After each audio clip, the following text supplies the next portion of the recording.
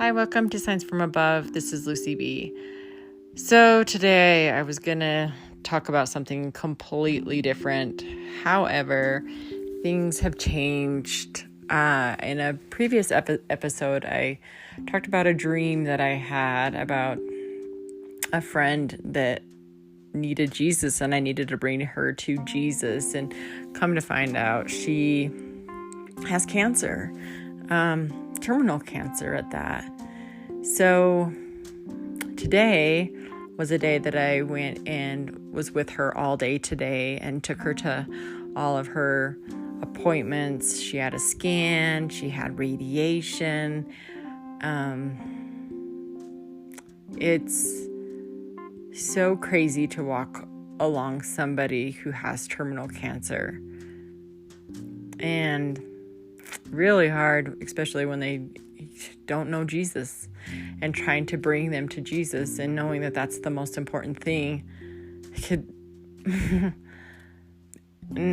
Whether you're dying or not, the most important thing in life. Anyway, so she's to the point where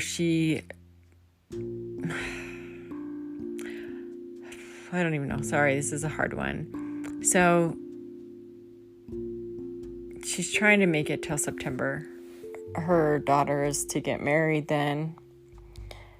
Quite honestly, guys, I think she knows she's probably not going to make it until September. Things are pretty bad. She has tumors throughout her body. They're starting to stick out of her skin. It's not good, right? It's in her lungs. It was just a cancer diagnosis of melanoma that just happened to be a small spot in her back, and they thought that they removed it. Well, upon getting it out, which they thought that they got it out last summer, she went a while thinking everything was great, and then it just kind of came back with a vengeance and is completely spread throughout most of her body. So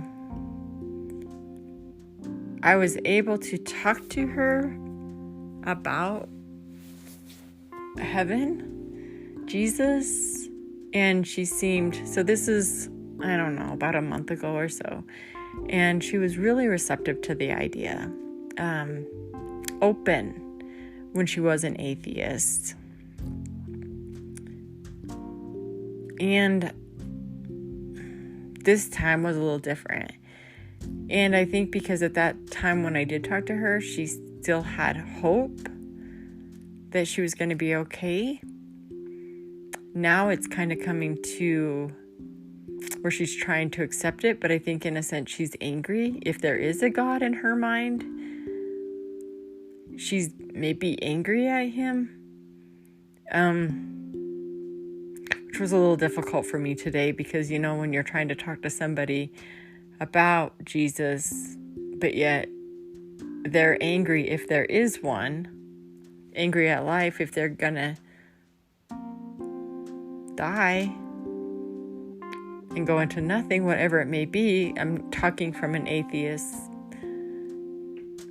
mindset, but she's there and she says she does believe in something spiritual, just not yet Jesus.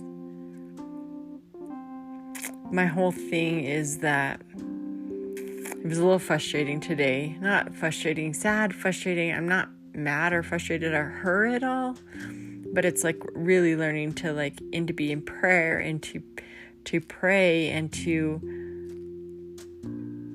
trust Jesus, because her ears weren't opened as much as they were the last time, but yet you want to try to get all this information, get her to know Jesus, get a relationship with him, but you're really limited on time.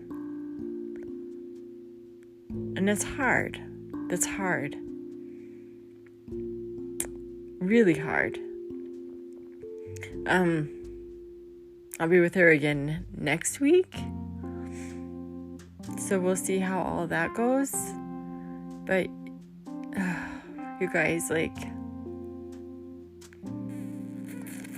when they say cancer sucks, it truly sucks. But I have to believe in Jesus, that he, that he knows what he's doing, and he will leave the 99 for the one. And I know that that's what he's doing. He's pursuing her.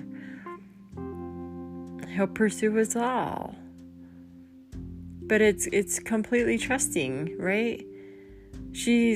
Her family is all in a different state. She has one son here. He has to work. And it's like, she really doesn't have a lot of people. In fact, one of the doctors, really kind of just broke my heart. But he asked her, who is your best friend? Who is the person that you love most? And she kind of looked at him and complete, like, what's going on? What are you saying? And she cried again. And, come to find out, they were asking if she had a support system, if she had people there to help her. And she does, but not a lot. Not where she's at. If she went back to the state that she's from, she would have a lot of support. But here, not so much. I've been friends with her for years. In fact, in the other state that we were from is where we met, and we just happened to move to this state around the same time. Coincidence. So it's kind of like another reason I just kind of see Jesus on the move and just putting me here to be that support system as well for her. Not easy. But anyway, going back to that doctor, he also got on his knees to her and just really looked her in the eye and just said, I am so sorry. I am so sorry what you're going through. I am so sorry. And then he went to turn away and kind of just put his hand to his mouth and kind of put it back to her and said, God bless you. God bless you. And then he walked out. And I've never seen a doctor do that. And I have been in the medical field, and seeing that was just like, he knew what's going to happen. And the fact that he even said, God bless, I thought, oh, that's kind of cool.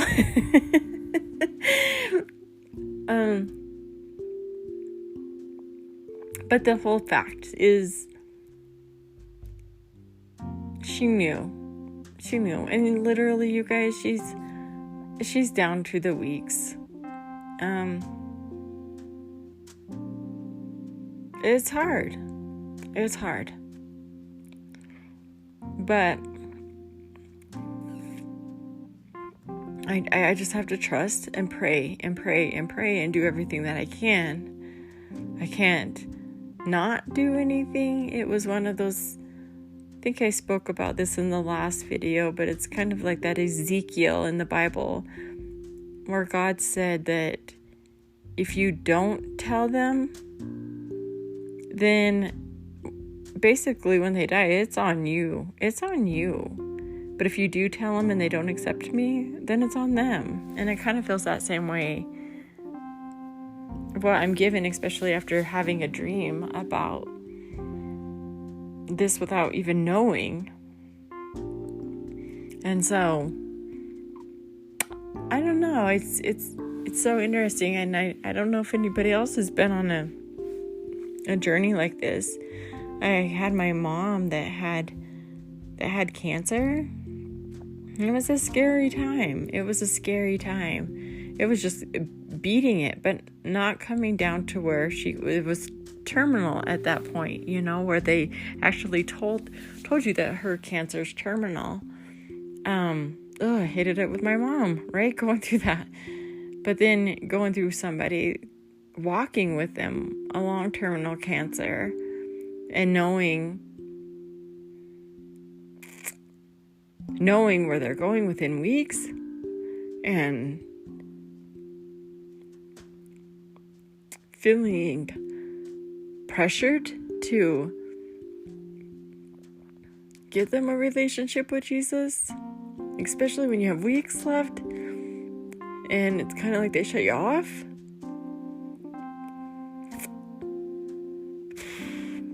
So hard. But again, like, it's that trusting Jesus, and I have to keep trusting. But I don't believe any of us really want to see our loved, we shouldn't anyway, want to see any of our loved ones not be in heaven. And I'm not a judge to who's going to be there. That's all Jesus, but according to what the Bible says, we have to accept him. And she's not there. So it's just more work and kind of not thinking on myself and letting the Holy Spirit guide me. But in my heart, I'm just like, okay, I got to talk to her every single day.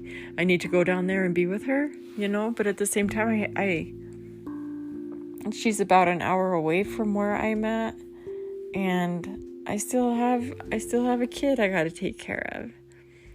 And so, I don't know. Like, it's all hard trying to do a balance, but balancing act, right?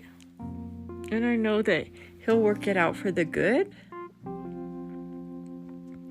But again, like, I've never in my life have experienced anything like this. And even with my mom, when she had cancer, she didn't ever get the terminal cancer. Thank goodness. She is good now. She's a believer. She's a strong believer. And I know exactly where she would have been headed. Right in the arms of Jesus.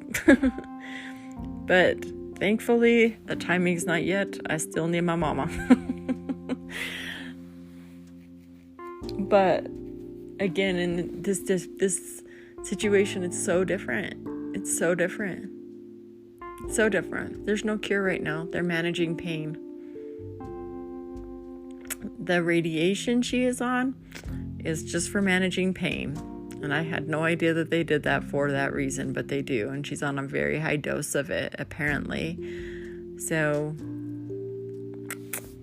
I don't know. I just kind of wanted, and I started out telling you all about this story. I just wanted to kind of keep an update on her health, and what's going on. And I know other people have experienced something similar to this, and I'd love to hear their stories. Love to hear their stories, because it's a hard one at this point. Very hard one. I'm doing what I can, but when I think of a verse, I immediately just think of, because I always got to tell you a verse, right?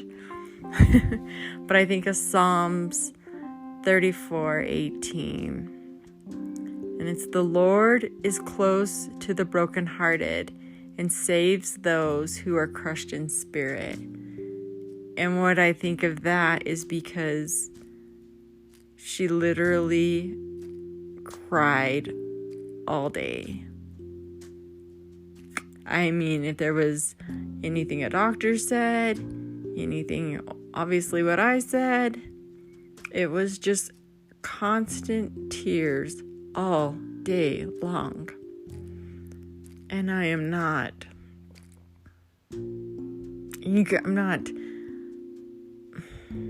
mad about that. Not at all. Like, I've not been in her situation. But I think when you don't have the hope that we should as Christians, it would be even 100 times harder 100 times harder than it would be for a non-Christian. So I think those tears do come. But then, again, she has kids, and that's hard. That's really hard. You're going to be there for your kiddos. Like, who doesn't? Or you should. It's hard. And so I know that there's that, and not knowing your destination. And it's like there's so much that goes on. So much. But trusting. I just feel like I'm kind of starting to babble now, because I could probably go on and just processing a lot of my thoughts. But I will end with a really good thing that happened today, and how God was there in my broken spirit. But I saw a little coffee shop in the hospital, and I thought, I'll just go get something to drink while I was waiting for the scan to be completed for her. And I went over there to get a chai tea is what I was hoping. I'm a chai tea fanatic. They didn't have it. They had the coffee, and I'm not a coffee drinker. So just saw a Diet Coke and just said, I'll just get a Diet Coke. And went to pay for it and had my card out, and he takes my card. He goes, can I see your card? And I said, sure. And he takes my card up by his ear, and he shakes it. He shakes my card to his ear. I thought, what is he doing? And he goes, oh, I'm sorry. There is no money on this card. I guess you're just going to have it for free today. And he gave it to me for free. Not that I couldn't pay for it, but the gesture was just so completely what I needed in that moment. Kind of was really down, and just,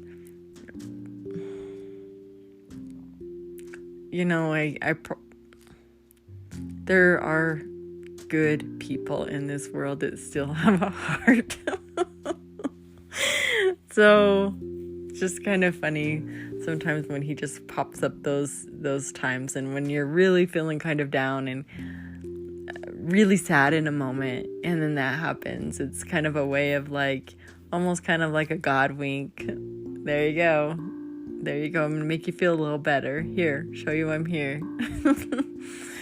So anyway, just kind of a cute little story to end this podcast today. So thank you so much for listening, and I hope to see you next week, or hear from you next week. Talk to you later.